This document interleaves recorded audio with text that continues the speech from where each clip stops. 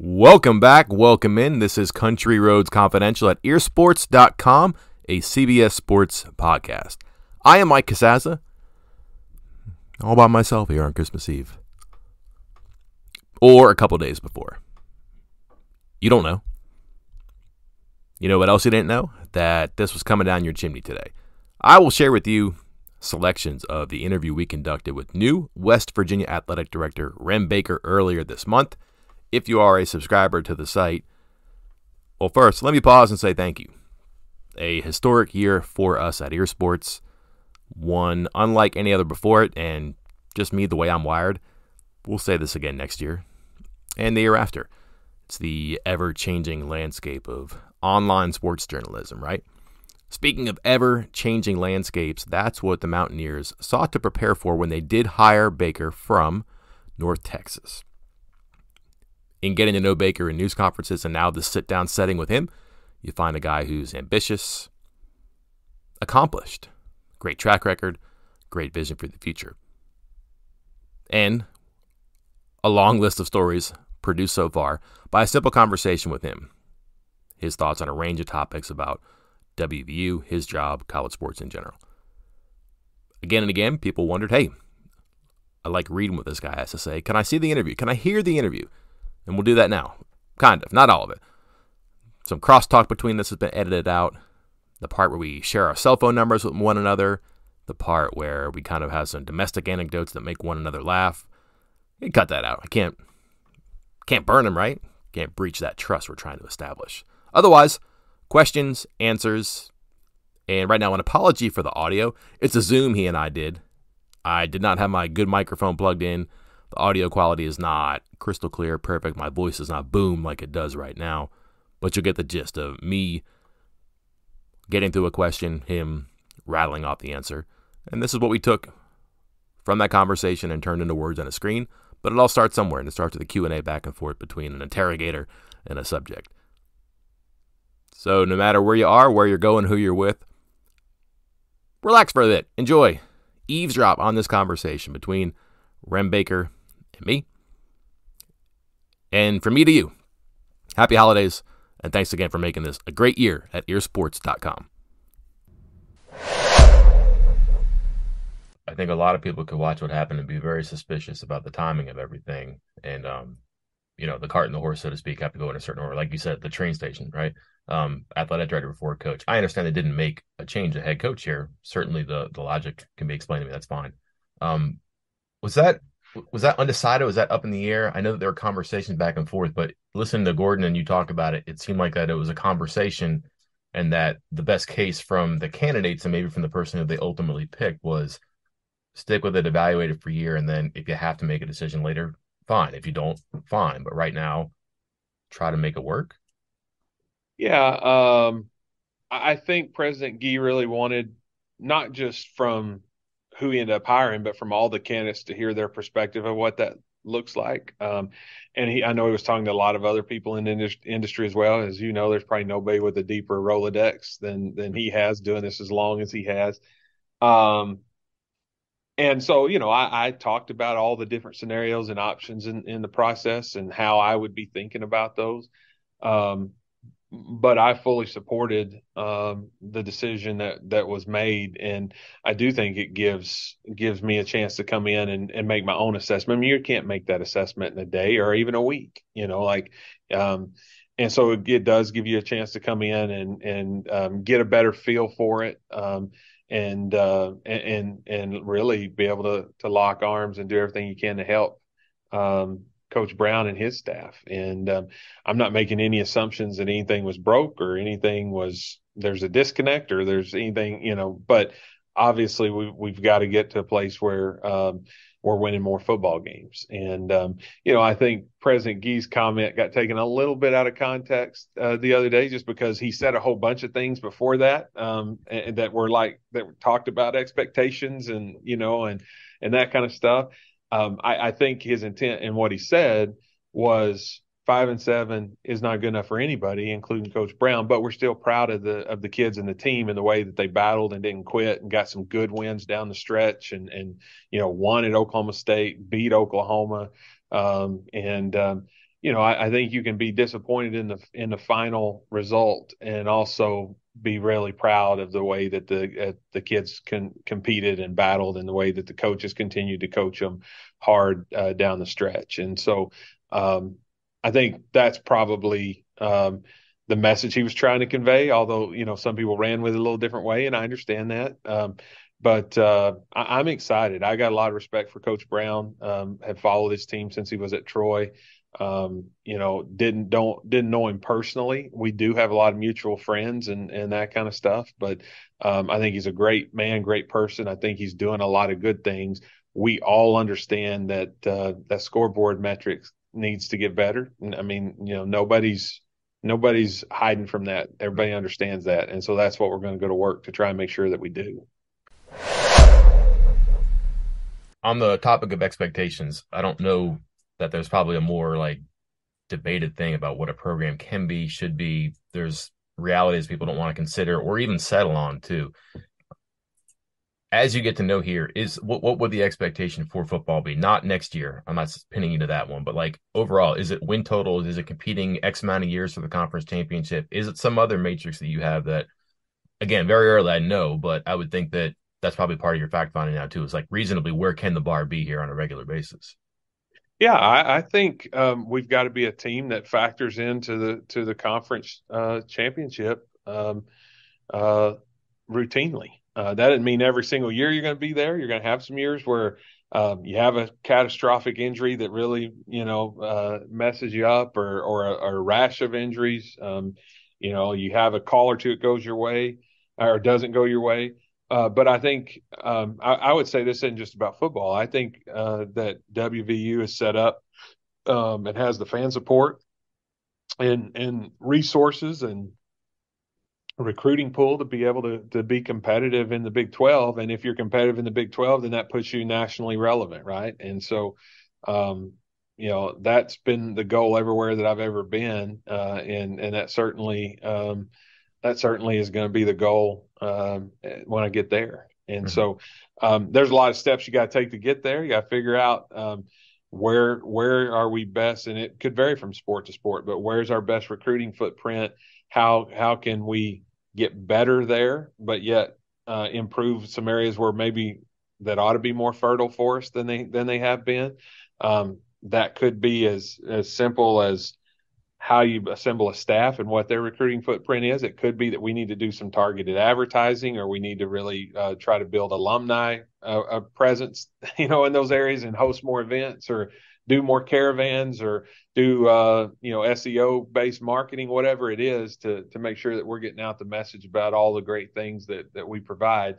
And then once we get them here, we got they got to know that we're having a great experience. And even with the coaching change right now, North Texas doesn't have anybody in the portal. We might be the only program in the country. We don't have anybody in the portal right now. And I think, that says something about the way that our student athletes feel like we treat them here. Mhm. And so now, just because somebody may have somebody in the portal doesn't mean that they're not treating them great too, right? Every situation is unique, but I do feel like if you treat student athletes the right way, you got a much better chance to retain them. Understanding catastrophic injuries, weather, who knows, right? It's hard to predict. So I'm not saying a number again, but what would be an expectation for Neil in his upcoming season? Yeah, I have never put a win total expectation. Unfair. Yeah, I think it's unfair, because if you could throw a total out there and you could win that many games and still feel like you need to go a different direction. You could throw a win total out there and finish one game less and feel like, hey, we're really headed in the right direction here.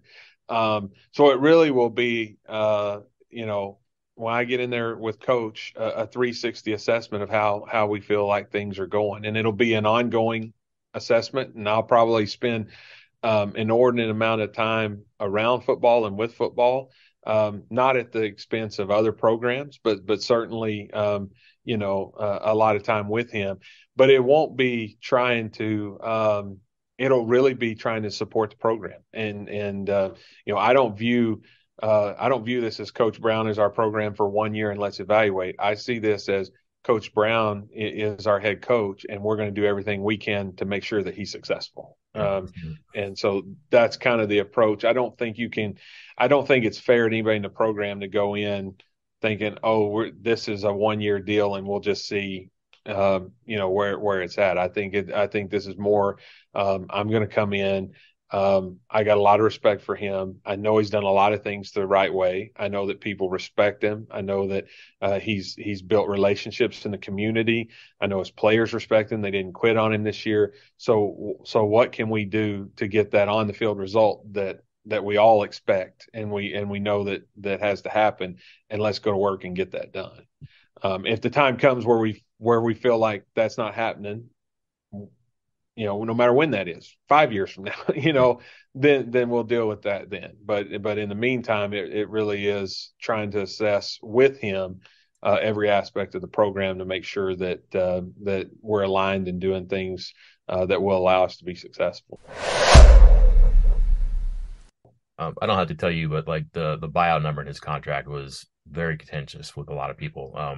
Have you looked at his contract yet? And is there any way of addressing it and changing things? Because as you said, it's not just a next year thing. I think it's 4 years left too, so it's not like he's up for an extension or anything like that. But I also know that athletic directors, they can really vary on their contractual preferences, and maybe that's a ground floor thing for someone like you, where this is my coach. Let's make sure it's my contract too. Any Yeah. thoughts about visiting it, amending it, changing it, shrinking the buyout, adding years, anything that you might do to amend it or tailor it to your liking? Yeah, we haven't gotten there yet, and I know the big picture terms of the contract, but not all of the details. And every contract is different. Some are offset, some are not. Some you pay out monthly over a period of time. Some are lump sum in 90 days. So all of those have different different tentacles. And but I'll definitely spend some time diving into all of our head coach contracts, including Coach Brown's, when I get there. But I think rather than going into it saying, "Hey, I have an agenda to amend this contract," because that's going to be a tricky situation. You can imagine if your employer come to you and wants to amend your agreement. It's Not happening. that if you have a contract, that's a different thing. And so, but I think it will come down to Coach Brown and I sitting down and saying, well, we need to make this program better, and having a lot of conversations about a lot of ways that we can accomplish that. You gave a great answer on your first day about the thorough assessment, and I think a lot of people think of it as just the head coach, and it's not. It's the whole program in which the head coach serves as the figurehead. I get that. And you mentioned obstacles to overcome, resources to procure, resources to provide. Those are all great answers, I think. But it's like specifically there, from your initial conversations and your just knowledge of football in general, what do you think is important for a program to have, and maybe for West Virginia to add as far as overcoming and then resources availability? Yeah, I think the general fan who hasn't been inside a program would be shocked at the amount of inner workings that there really is. It's like a giant car engine, and it has to work together, but there's a lot of different things that can go wrong and sabotage it performing at the level that you need it to perform. Mm-hmm. So, let's look at something like video coordinator. That seems to probably somebody who's not in the weeds. That seems fairly benign. I don't even know yet who ours is at West Virginia, but if you have a good experienced one, they're worth their weight in gold, because that takes a lot of pressure off the offensive coordinator and the defensive coordinator in cutting up those films and being able to drop all the different plays in the different buckets. And it saves a ton of time for the coaches when they get ready to do the scouting, and they're not having to do all of that. Back when I coached basketball, we would record all the games on VCR tapes, and then you would have to go in there and splice one VCR tape to another and record to create Yeah. a video so that you could show a play to your team and how you were going to guard it. Mhm. Now, they're doing that when a game is going on. There's video staff back in real time dropping that in the bucket so that it's already loaded on the coaches' iPads or their laptops or whatever after the game, and they can start evaluating those plays and be ready to go the next day to show the team what we did right and what we did wrong. So that's just one example, and you could just go through like the nutritionist and are they aligned with the cooks and the training table, and how are they with the strength and conditioning, because a student athlete, whether they need to gain weight or lose weight or build lean muscle mass or what, all of those things interact. And so it really is, do we have high quality people in all those positions? Do we have a communication plan set up where they're all talking and on the same page and aligned? And you can just go on and on. You're talking about an organization with over 100 players, and I haven't counted them all up there, but I'm going to guess we've got 50 full-time people touching the football program, maybe more, maybe 100. And so when you add in trainers and strength coaches, and so it takes a while to have a thorough assessment of all of those different things, even just academics in and of itself. What is our access to tutors? How is the university with excused absences when you have student athletes on the road? How are our learning specialists with people who may have a disability or have some kind of issue? So all of those things feed in together. And so when somebody says, "Hey, we have to do an assessment and make sure that we're providing all the resources and eliminating hurdles," that really is a simple thing to say, but a very complex evaluation that'll take place over days and even weeks onboarding there, just to make sure coming in with a fresh set of eyes. That's an advantage to me, right? I mean, I tell people all the time, if you are moving a chair in your house and you bang up your wall, you're going to notice it the first day. You're going to say, "Man, I need to fix that." Mhm. You're going to notice it the first week, but a couple, 3 weeks later, you're going to walk by and you're not even going to see it because you've been desensitized to it. Mhm. I'm going through that now. My house is going to go on the market here pretty soon, and I'm having to go back and look at things and try and look at it from the way a prospective buyer would look at it. And so that's an advantage to me coming in, that, hey, I'm seeing things for the first time, able to ask questions, able to make sure that that I'm challenging people. Are we set up the right way? Are we organized the right way? Do we have the right people reporting to who they should report to? And are those communication channels open to make sure that from a total development experience, from the time we recruit them to the time we start to help them develop as players and people academically, that everybody is on the same page of the hymnal and understands what the goal is. Your external relations in North Texas seem to be really successful. I could probably spend a lot of time on that too, but it just seemed like the donors and the fan experience in particular were kind of triumphs for what you guys were trying to do there. And I don't know what the comparison is, but here's a state that doesn't have a pro team. It really thinks it has this one college too, right? Which it's an FBS Power 5 program, so that's fair for sure. Can it be like a big state, small community kind of thing, if that makes sense, where you guys can position to like bring a lot of people in and make this feel like it's their thing, even though they may be hundreds of miles away or hours away? Yeah, it's been a huge focus of ours, and we have to be great here in fan experience Hmm. because there's so much competition. Okay. In this metroplex, you have us, you have SMU, you have TCU, you have the Cowboys, you have the Rangers, you have the Stars, then you have the G League team, the Legends, Hmm. Texas Legends.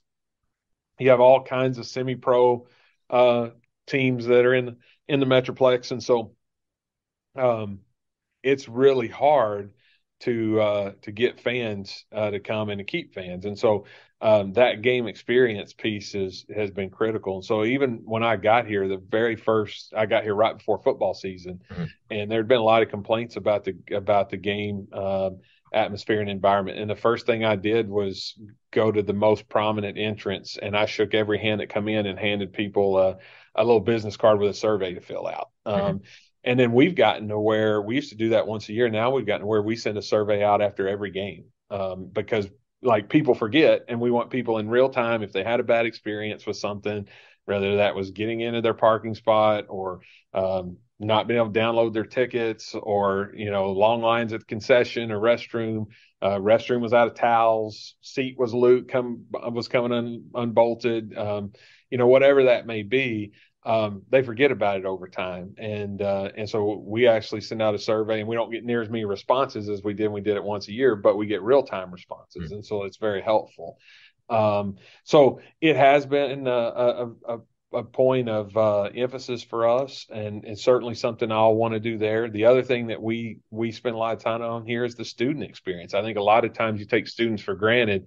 So for us, we're going to average generally mid-20s in attendance, and our student attendance is about 8,000. We have a huge student body, and so they are a big part of our fan experience today. But they're also going to be the season ticket holders and donors of the future, and so we spend a lot of time targeting them for surveys. We have concessions that are just built and targeted for students. And really trying to make sure that the tailgate experience for them is nice and easy, that they can do concerts, that they can, in fact, they're having such a good time out there. Sometimes it's hard to get them to come in, but that's a big part of what we do too. I don't think you can take the students for granted.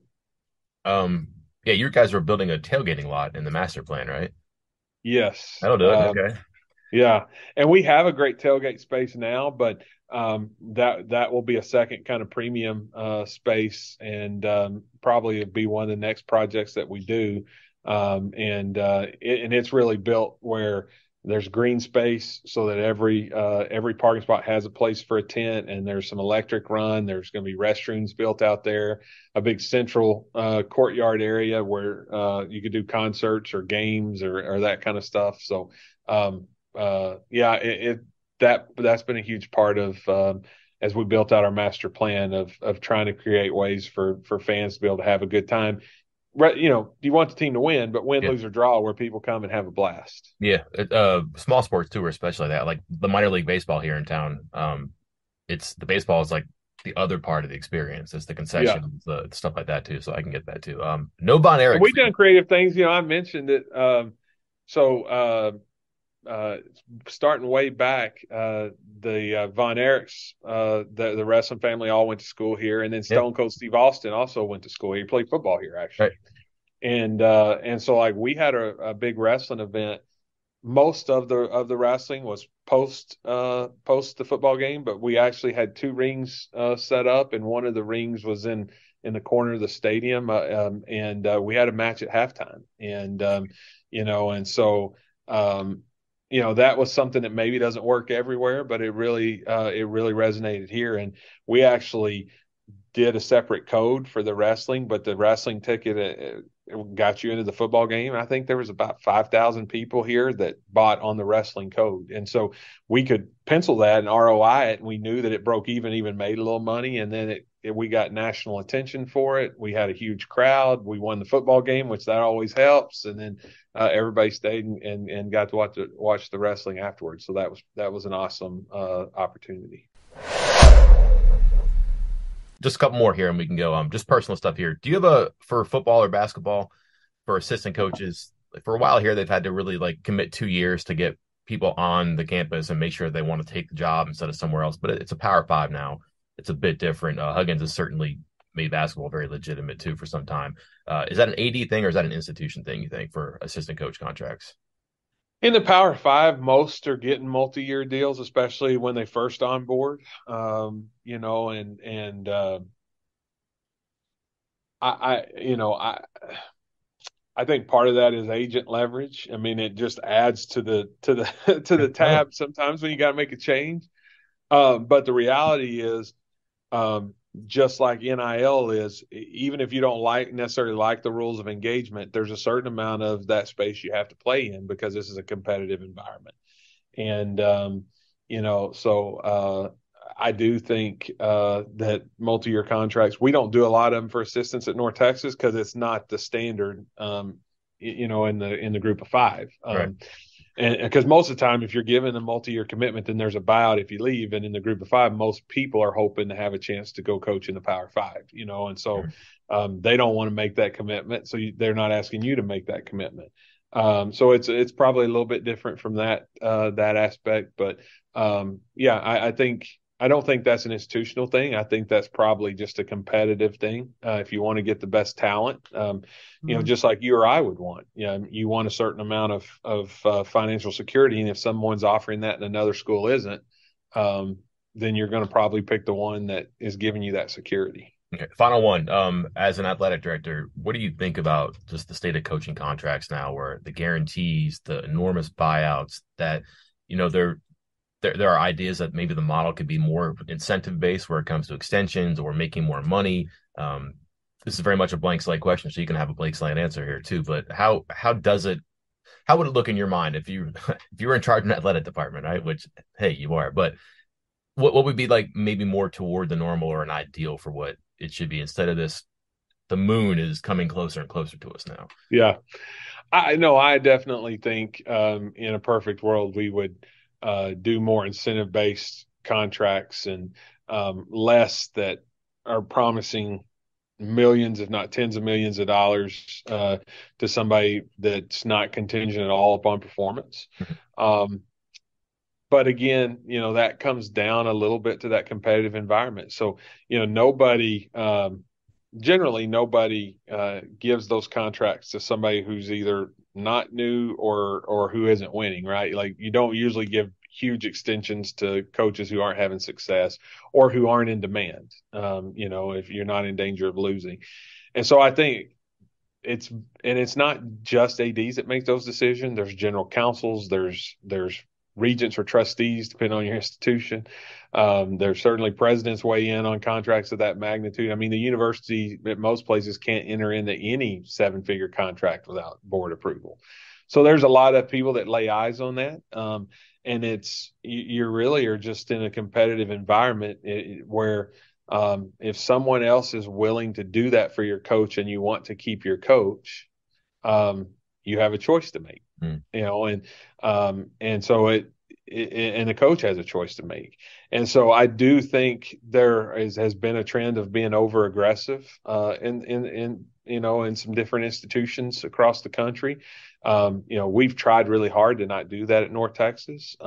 When we do a contract like that, we try to make sure it's one that if we had to buy out, it's one, A, offset, and then B, that is paid out over months where we can maybe budget it and not have that same issue. But, I don't sit here and say, well, this is my philosophy on it, because I also acknowledge that every situation is unique and different. And you have to make real-time judgment calls in a highly competitive environment. Sometimes when you're talking about,